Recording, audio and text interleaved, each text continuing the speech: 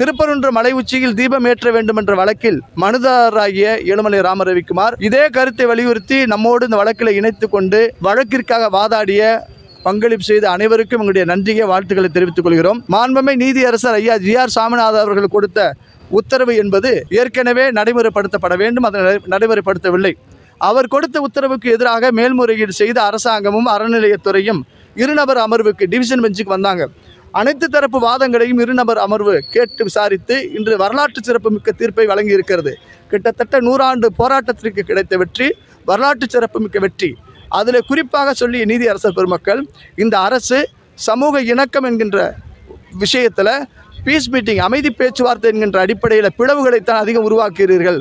ஒரு விளக்கு ஏற்றிருந்தால் பிரச்சனையே இல்லை, அந்த விளக்கு ஏற்ற வேண்டிய அந்த விளக்கு தூண், தீபத்தூண் என்பது மேலே இருக்குது. இதுக்கு அந்த வக்ஃபு தர்கா நிர்வாகமெல்லாம் இத்தனை ஆண்டுகள் கழித்து உரிமை கோருவது என்பது ஏற்புடையது அல்லன்னு சொல்லியிருக்கிறாங்க.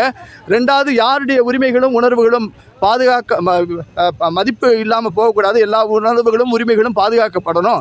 அதே நேரத்தில் கோவிலுக்கு சொந்தமான அந்த தீபத்தூணில் தீபம் ஏற்றணும். அதுக்கு மாவட்ட நிர்வாகம் சில வழிகாட்டு நெறிமுறைகளை செய்யணும், உதவி செய்யணும்.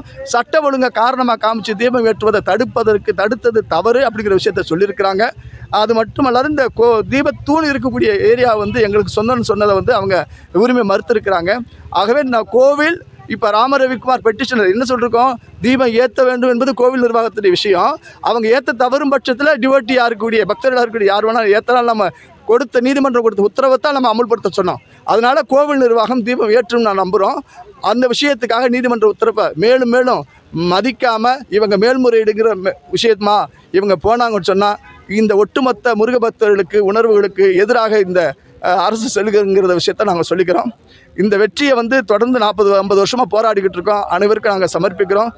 நிறைவாக இந்த வழக்கில் நீதிமன்ற உத்தரவை செயல்படுத்த தவறிய இந்த அரசாங்கம் ஆட்சித்துறையை கண்டித்து உயிர்நீத்த பூர்ணச்சந்திரனுக்கு இந்த வெற்றியை நாங்கள் சமர்ப்பிக்கிறோம். எல்லாருக்கும் நாங்கள் நன்றி தெரிவிச்சுக்கிறோம்.